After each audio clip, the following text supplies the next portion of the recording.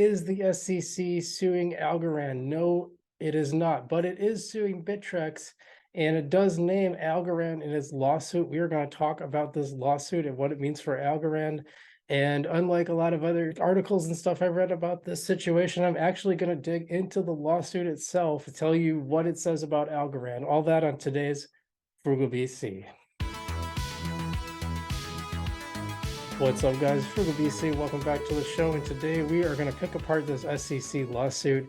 This has been all over the ALGO community because Algorand is named in the lawsuit, not as a defendant, it just shows up. So that obviously still has people a little bit concerned about what's going on with Algorand.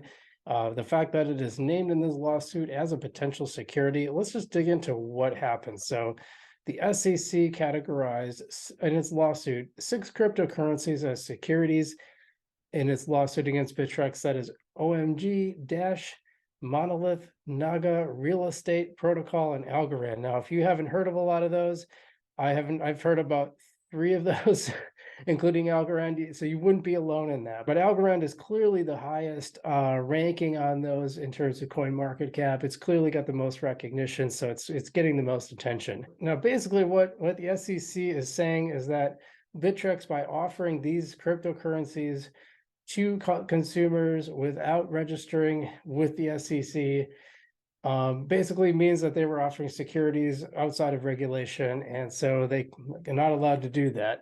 Of course, the question about whether these are securities really hasn't been settled in a court, and this is a case that may help do that. A lot of people are also looking to the XRP case to do that. It hasn't happened yet, and it's dragged on a really long time, so we'll see what happens with this one.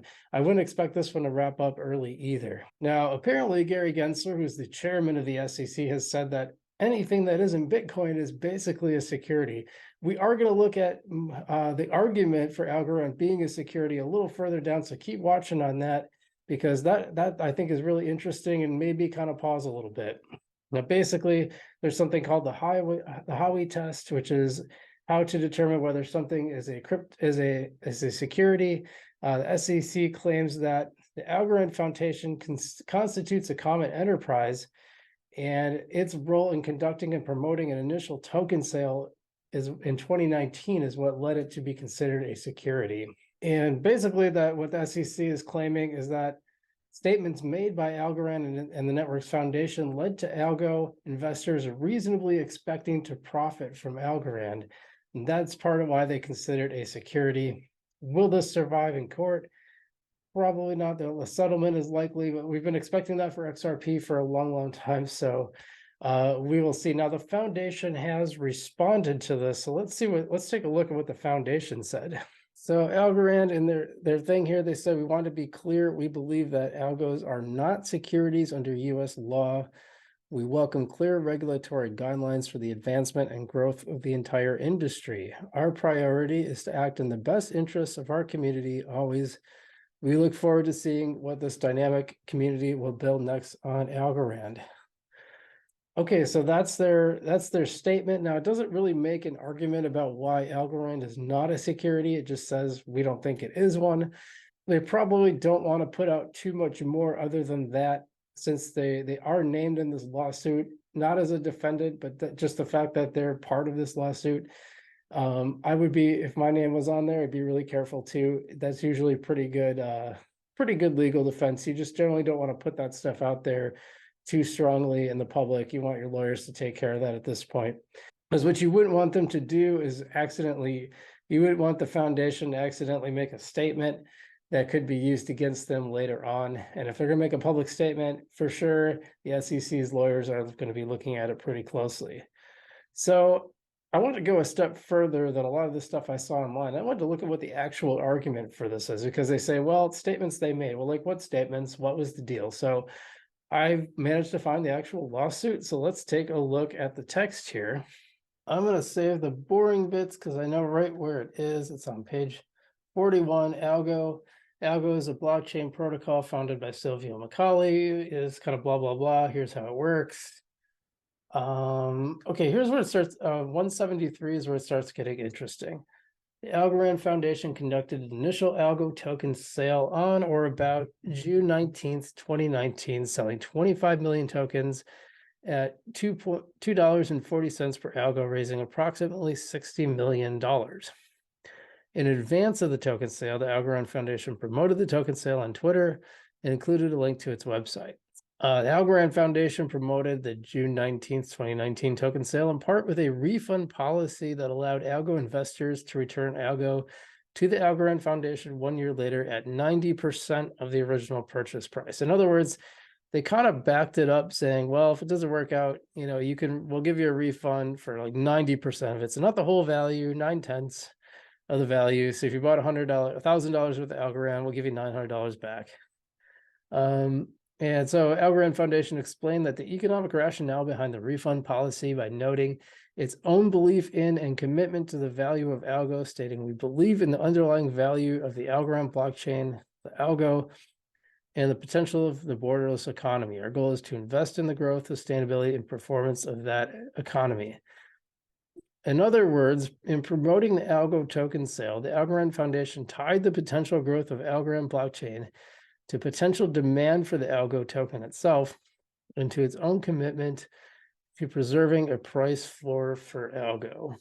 So I don't know, that did make me pause. If they had promised a profit, that would definitely be a different situation, and I would say that's almost a slam dunk against Algorand, but they were basically backing, a refund policy that didn't give you quite everything. Well, that kind of fits. It kind of fits the SEC stance that anything besides Bitcoin is a common enterprise and thereby a security. So that if that's your argument, then pretty much every cryptocurrency, because they all kind of work like that. I mean, I've never seen a coin where it's like, well, we're just putting this coin out there and whatever. They all have to like say something positive about the coin. So it'll be interesting to see how this statement comes out, how this lawsuit shapes up. Like I said, a settlement, very, very likely in this case. It's very unlikely that this will go all the way through to court, although it would be really interesting if it did. But as we've seen, the SEC tends to drag these out. The XRP case has been going on for like a couple of years, I think. When I was watching a lot of Bitcoin crypto in 2021, they were talking about the XRP suit, and it's still ongoing. There's been a lot of junctions in the case where the SEC just really drags out their response till the very last minute. It's very clear that they have an insight in dragging these out as long as possible. So don't expect this one to conclude anytime soon. Meanwhile, you pretty much can keep doing what you're doing. It is interesting, like in their statement, that they're asking for regulatory clarity, because pretty much every company has been asking for regulatory clarity. That is one of the things that the algo stake folks mentioned in the reasons why they're going out of business, is because they said the regulatory environment is becoming a bit trepidatious in the US. And I think that's not the word they use, but seems to be the sentiment. And I kind of agree with that. Also, it has gotten worse lately, but that's not really stopping any of these other crypto companies. And I did wonder if it's a signal of things to come. I haven't really seen anybody else pull out since then, so we'll see. Yeah, and I don't know. Clearly, you can see behind me that algo here has taken quite a dip, but I think pretty much everything has taken a dip. So I don't know how much stock we can put in that, but that is a nasty crash back down below 20 cents. So that's really a bummer. Anyway, guys, I hope you got something out of this. I hope you guys, if you like this channel, subscribe to the channel. I'm going to be doing my portfolio updates with my DeFi experiment every Friday now on the channel. I've just decided to start doing it here. The NIFGen thing isn't really working out. So you guys will be able to see that. So subscribe to the channel if you want to see a breakdown of like how this stuff actually works, how DeFi actually goes. Like, does it really pay off for you or doesn't it? And it's been a very interesting experiment so far. So keep an eye on that. As always, we're trying these things out. We're testing them. We'll let you know how they go. So if you wouldn't mind hitting the like button and subscribe to the channel so you can see all our experiments and how this works. And thanks for watching, guys. I hope you're doing well out there. Not your keys, not your crypto.